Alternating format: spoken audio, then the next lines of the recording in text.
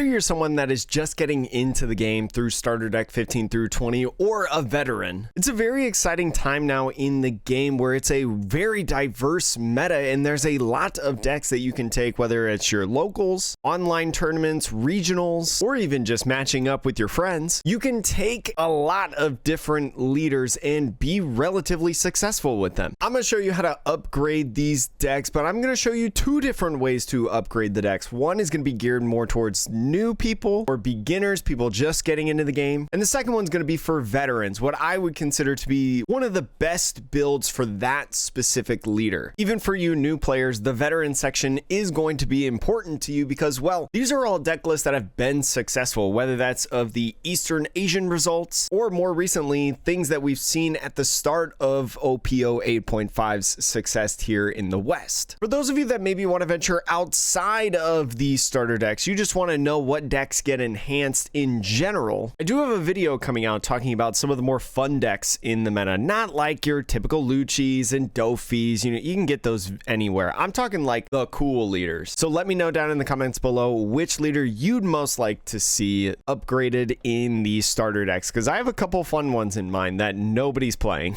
Let's talk about the decks one by one, starting with Edward Newgate, right? Going in the order of the decks released. This is what I would consider to be a good new version. Now, you're going to see this through a lot of these starter decks for the new people. Your deck is, for the most part, pretty much built. I think they did a really, really good job with these starter decks being very well structured, right? In terms of the cards that you get in there, the ratios, right? The balance, the number of cards. So I'm not going to spend a ton of time on them as I will for the veterans. You're definitely going to want a 4 of the SRs in here. Ace being one of the more important cards in your deck, right? Being able to have rush and then also survivability through giving itself minus 2000. Just a really, really good card in the deck. And then this Edward Newgate, almost just as good and popular. Being able to KO 5000 power characters while also giving your leader or a character a rested Dawn, which can boost up the power of some of these other guys that you got on the field, something that easily synergizes with something like Rakuyo, right? Rakuyo giving a power boost to the entire board. So let's say you have a full board on the field. You did a Searcher earlier in the game, the Izo, you've got an Ace on field because it's a really good card, Atmos, a Rakuyo, and then also this Edward Newgate on, let's say, like your 8 Dawn turn or something like that. If you give one of those Dawn to this Rakuyo, everything gets 1000. So that's basically 1 extra Dawn to the Izo, 1 extra Dawn to the Atmos, 1 extra Dawn to the Ace,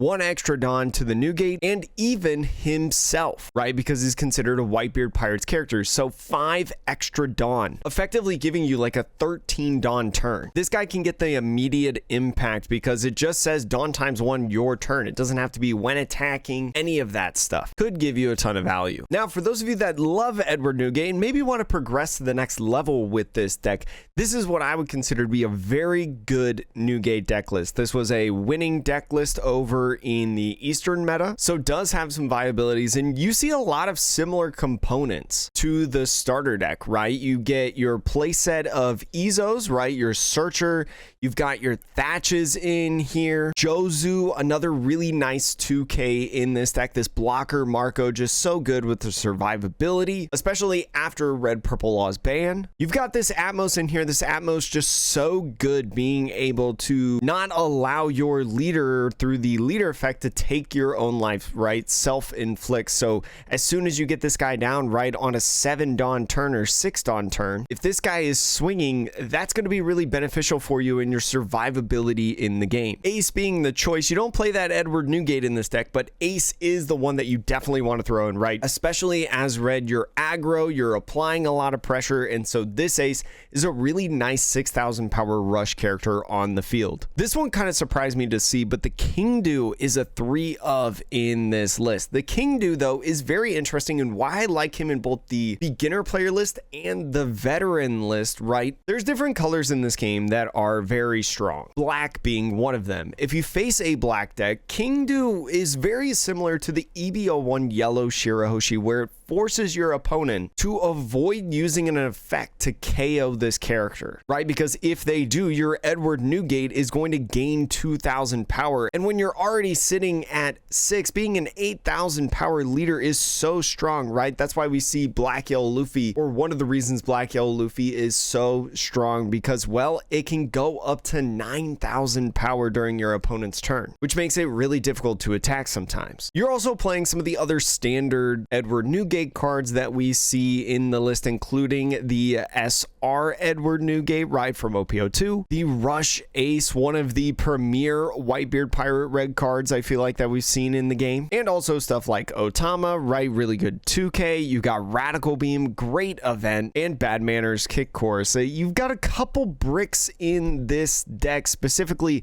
this line of characters right here. So the Bad Manners Kick Course is so good to be able to get rid of some of these events and or brick characters with no counter. And you've also got a one of this Silver's Rayleigh. Okay, I'm gonna try to remember that. Silver's Rayleigh is really good, and in my opinion, honestly gets better as time goes on. So if you've heard me talk about this card, I think you should definitely buy it before OPO9. There's a lot of conversation revolving around Whitebeard Pirate decks in general, especially with the popularity of OPO8 Marco. And so Edward Newgate, I think, kind of fills this niche spot in the conversation of that, right? Taking the best of the Whitebeard Pirates red cards and solidifying it into a red deck. If you want to bling out your accessories just as much as your decks, look no further, especially for playmats and deck boxes like Dueling Guard. They've got pre-orders for different collections, such as this playmat right here, the Emperor's 2-player cloth playmat, which is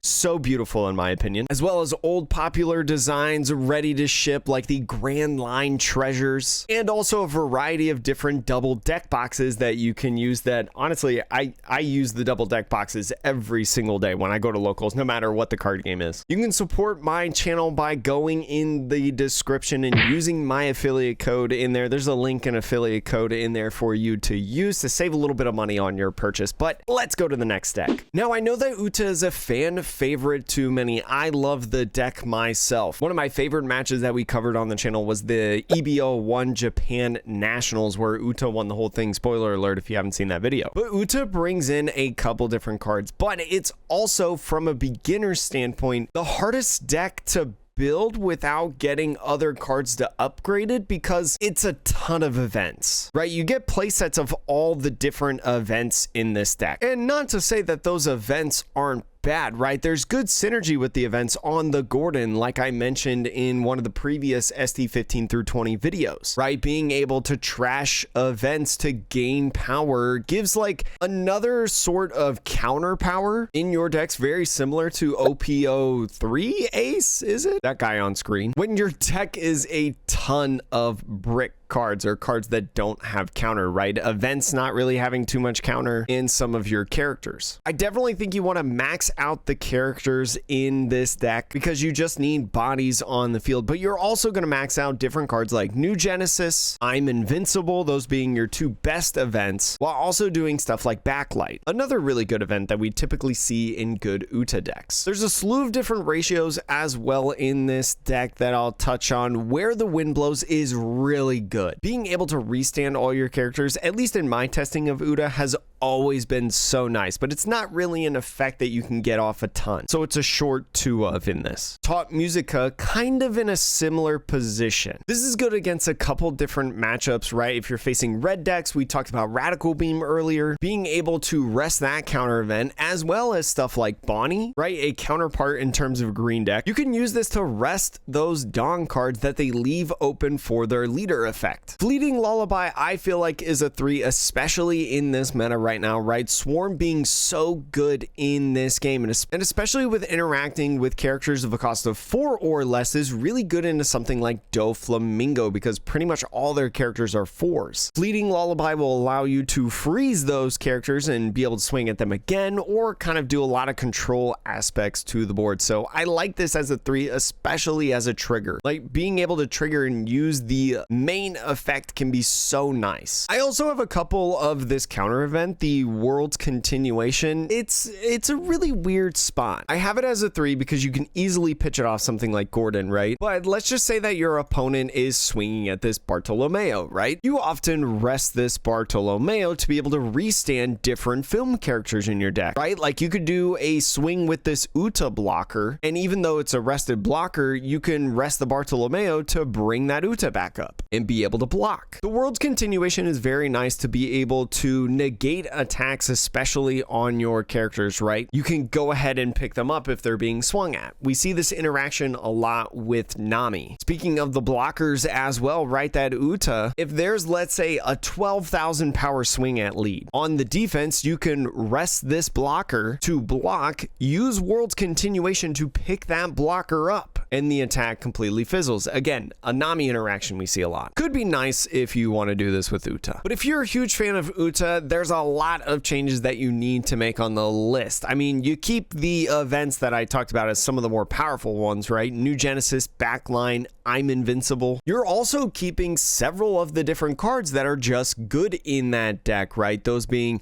the Uta blocker that I just mentioned, a great card. The Shanks, probably arguably the best new card that comes out of that deck, as well as a really nice searchable 2k counter in the Monkey D. Luffy, and also this Charlotte Katakuri card. If you own the previous Uta starter deck, this is also pretty easy to build for the most part. All you got to do is get these Namis. Nami is really like the only non-starter deck card, or I guess the Sanji as well. Those two are the only two cards that you have to buy as singles or maybe open up packs to be able to get, because everything else comes in a starter deck. And honestly, I mean, the Nami's not overly expensive. We've seen this Nami be much higher than $9.50 in market value. So that's just going to be the bulk of what you pay to be able to build this starter deck at its highest form, which honestly is not that bad at all. Now, Doflamingo is arguably the best leader into the OPO 8.5 meta because of the boost that it gets with these starter deck cards, and I definitely think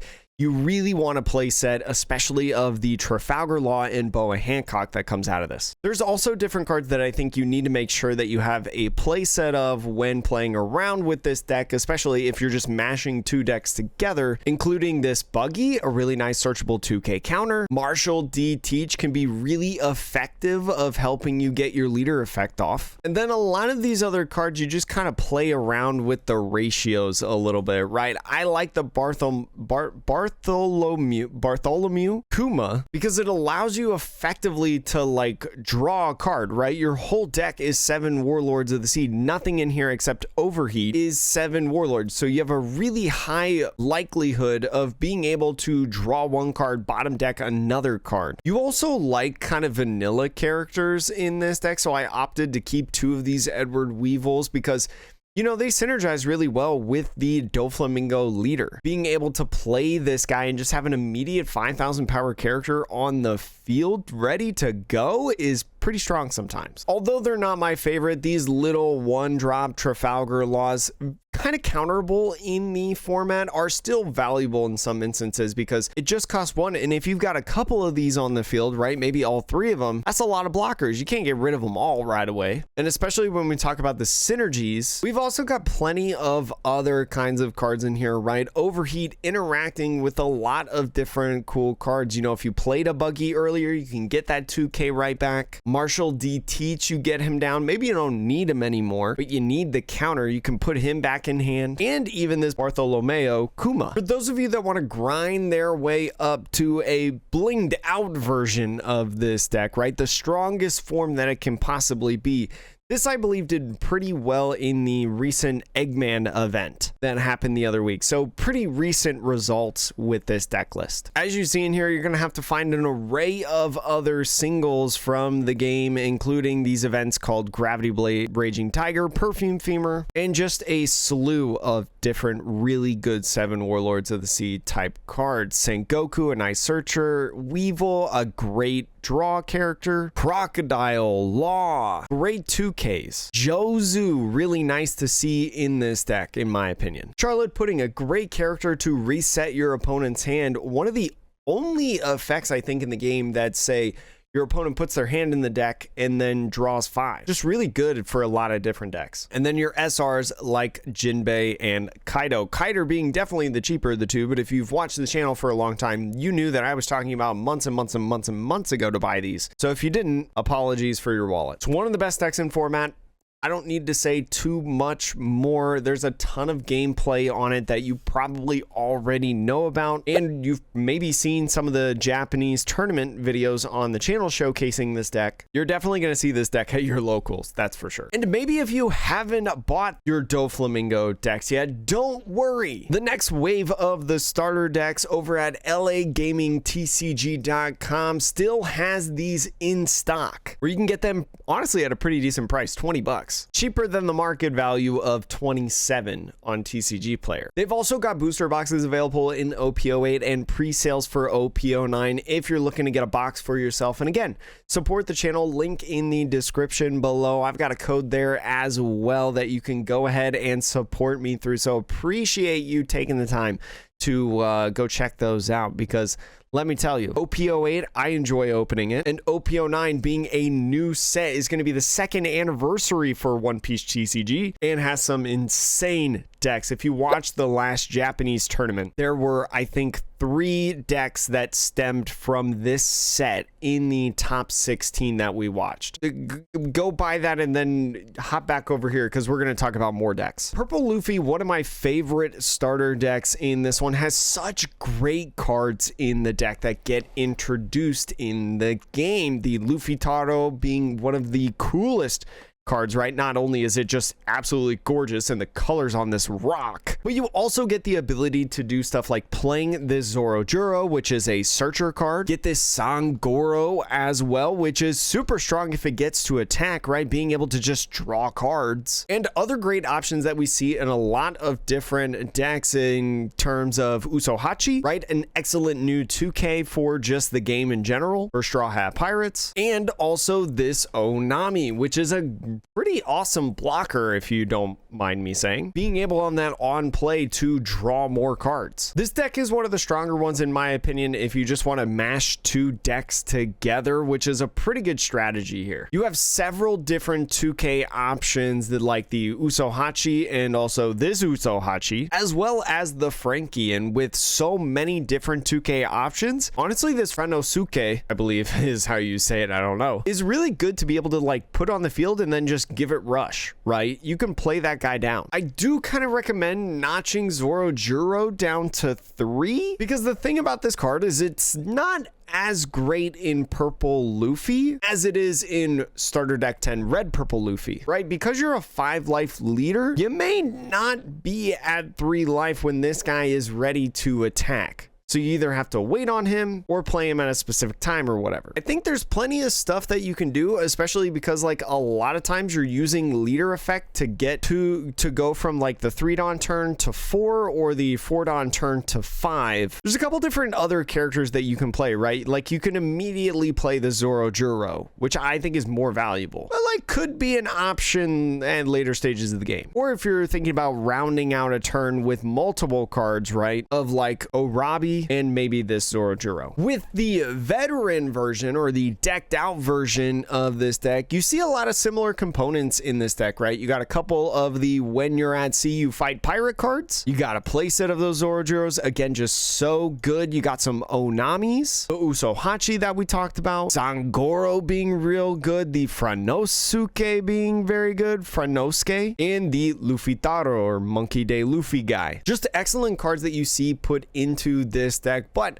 there's going to be a little bit of a cost with some of the other components in here. I'm specifically looking at Mr. 2 Bon Clay, who, this secret rare from EBL1, is the most expensive card of your deck, I'm pretty sure. Queens are finally going back down because of the PRBL1 reprint, as well as like this Kaido. But you've got a couple other boss monster type characters in this deck, including the new OP08 Charlotte Linlin, which has, at least in my experience, looking at both Western and Eastern results, become very popular in the West. And also this 7-drop Eustace Captain Kidd to be able to boost up power. You've got some other great additions in this deck. I'm talking about the 4-drop Trafalgar Law, also from Starter Deck 10 like that kid. So if you've bought one of those Starter Deck 10 starter decks, You've got 2 sets of these cards right here, which is awesome. And then also OPO7 Saji, which is a relatively cheap card. It's not super expensive. Purple Luffy emerges in 8.5 as one of the premier decks, right? One that can fight alongside Doflamingo and against it because of the ability to swarm the board, right? You are taking your own life to ramp up Dawn and then be able to play these bigger characters faster than your opponent can. And especially when your big characters like also Search, it could be really strong for a deck like this. You've got a nice mix in here of like draw characters as well with that Onami, the Queen, right? Sangoro when he swings, and also popping effects like with this Kaido, a card that we constantly see in Purple Luffy. This is a cool deck in my opinion. If it rocks, and sometimes when it is rocks, it's bad. But being able to compete with so many other different decks and a lot of the different more rogue decks, I feel like, can just be pretty good. If you want to know my personal favorite starter deck to come out, it is Smoker. I wasn't playing when Smoker was last viable in the format, like when it released in OPO3, so being able to finally play this guy has been so enjoyable for me. Obviously, you're going to combine your SRs, and you have a lot of great components that you want to make sure that you play sets of, including the Ice Age, right? And excellent event card. The Suru, an incredible 2K as well, that's present in almost every black deck, as well as Ice Age, almost every black deck. Brand New, which is a really good searcher card, also builds up your trash a bit, especially for the different effects that you've got in this deck that bottom deck certain things, right? Puts one card from the trash to the bottom of the deck, gives Arrested Dawn. You could do that every single turn that this Hina is alive. I think I called her Tashigi at first, but I meant Hina. This Tashigi. But this Hina can be really good, and especially against other black decks that you may face in the meta, giving itself +4 really nice. Gives it a little bit of survivability with being an 8K character. Also, could this see play in starter deck 14 Luffy? I don't think I've seen a ton of lists of starter deck 14 Luffy in the 8.5 meta, but I feel like you probably play this card. A really easy way on like a 5 Dawn turn to get the 1K leader boost. That's very interesting. We'll revisit that in the other video that I talked about. Tashigi, also a really good 2K in this deck, but this Tashigi is probably what I would consider to be the premier new card from this deck, being able to -4 something and then instantly KO it at any point in the turn as well. Synergizes really well with Smoker's leader effect, right? You minus something by playing down this Tashigi, a 4 cost like against Doflamingo is now 0. You don't have to KO it yet. You first do the leader effect to get the 1000 power boost, and then you go ahead and kill it. I personally really like this Smoker. It did really well for me in the starter deck battles that I participated in. I got a 100% winner card in the different events that I did. Loved playing the Smoker, especially in a Doflamingo meta. Could be really good to freeze the different characters, and as well having different cost minus effects, right? If you Ice Age a character and then go ahead and freeze it with Smoker, you could be freezing 9 cost characters, which can be so good. This deck has a bit of flexibility. I like it. And if you're looking to get a decked out version of this deck, right, a veteran copy, there's 2 lists that I'm going to talk about for this. One I'm going to show you right here, and the other one I'm going to have you recommend check out Eggman's channel over on YouTube, because he recently held that 8.5 tournament and Smoker is the leader that won. The list is a little bit different than this, but relatively the same. But I'm not showing you that one because I want you to go check out his video. I don't want to steal everything from the hard work that he does. This list specifically, though, is one that won a Japanese flagship recently in OPO9, which you may be like, okay, OPO9, but it's buildable, ready to go in OPO8 in this 8.5 meta. You keep a lot of your cards that you had in that deck, including the Suru, the Sengoku, Brand New, playing a couple copies of that, Tashigi, the Kobe, the Ice Age, as well as Tashigi. That's a big reason why I wanted to show you a list like that, because it plays a lot of those cards that you already have. It plays plenty of cards in its own right that are from other decks, right? Marineford from the old starter deck, Hina from the old starter deck as well, both present in this, as well as other really good, generally black cards that we see again and again, right? Brook being the premier, most expensive one out of them all, Borsalino not being a bad card in this deck specifically, something that we've started to see trend down in black decks, but in Smoker at least a good option. Rebecca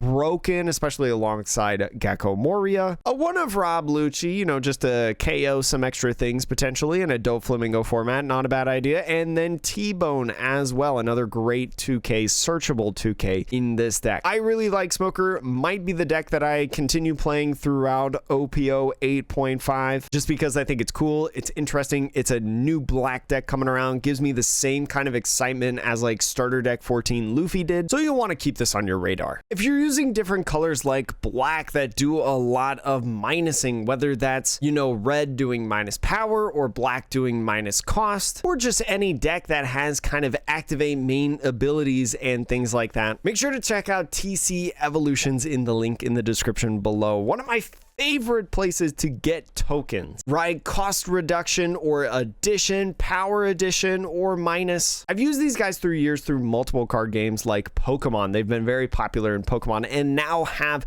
One Piece TCG tokens that you can use for your games. I get a lot of compliments on these. They're very high quality in a variety of colors. So again, make sure to go check out the link in the description below and use my code that I've got over there to save a little bit of money and help support the channel. Let's talk about the final deck in this video, Katakuri. So Katakuri, very nice and interesting, especially with a really cool leader effect, right? Being able to get a power boost for only one Dawn. Gives it a lot of flexibility, being able to reorganize life, right? Can be very influential in a lot of games. You get access to great cards like the Charlotte Linlin, right? Releasing in this, just a really great card of either trashing life or ripping cards out of your opponent's hand. The Katakuri being able to have really good synergy with your leader effect, right? And different other various cards as well, like this Charlotte Brule 2K. Again, being able to reorganize life. This deck definitely wants some of the other Big Mom additions that we've seen in the different decks through time, but getting a place out of Thunderbolt is also just so good. I put a 4 of this Charlotte Cracker in here as well, especially because we've seen with Anel decks that rush Anel being so impactful. This Charlotte Cracker can kind of do the same thing, kind of be a card that really just forces your opponent to swing into it instead of using effects. This card also crazy. I got nailed with this in one of my starter deck battles, and it just, man, 5,000 power is a lot. So you definitely like having these. You've got other great cards in this deck, you know, being able to search through the pudding and find different things like these pesky little blockers and the galettes, the smoothies, which could be really good and strong in battle. And some of those cards really translate to 8.5 in the deck. Now, this one I would say translates the least, but this is a strong deck and did pretty well. I think this was undefeated in a 3v3 through like 8 rounds. You've got the puddings in here and also the Charlotte Brules, right? That's the bulk of the cards that you put in, and really all of it. But again, just being really good cards for the deck. You've got a slew of different kind of 4 or 5 cost characters in this deck. Capone Beige being one of the most hated cards in the game, I feel like right now. The Okiku or Kiku Nojo, just being a really pesky card, right? Being able to cheat this onto the field, and then if it gets KO'd in anyway, you get to gain a life a lot of times in the game. Just so strong, as well as other characters that get on play abilities through life, Nekomamushi and the Perospero. You've got other good Sky Island cards in here. Gadatsu, something that we've seen a ton. Satori, as well as You're the One Who Should Disappear. Very good for maybe discarding your top end when you don't need it. The 7-drop Linlin, something that we saw and came from the old Big Mom Pirates starter deck 7, as well as the 10-drop SR, which if you play this 10-drop back-to-back turns, you're probably winning the game. That's just how it is. And Katakuri, just doing what it generally does. Really likes the addition of the Nami that came in OP08, right? Being able to KO characters while trashing most any card in your deck. You have so many cards with triggers, and then potentially drawing one for a deck that doesn't necessarily draw cards a lot. Really depends on its starting hand and life to carry it through the game. This Nami could get a lot of value, whether that's being played on the field or coming from life. But yeah, hope you enjoyed this video. Those are all the decks. This video actually a little bit longer than I thought it was going to be. Talking about beginning versions of the deck, right? If you're just mashing two of the starter decks together, but also kind of more veteran versions, stronger versions of the deck that you can build towards in the future if you don't want to do that method. Let me know how you felt about this video as well. It's a little bit different of a video. Usually I just kind of talk about some of the different decks that got boosted, some of the better decks, but this being definitely driven from just these leaders. And again, let me know down in the comments some of the more fun decks that you think get boosted through starter deck 15 through 20. And yeah, couple different content things coming soon that I'm really excited about, so I'll see you in the next video.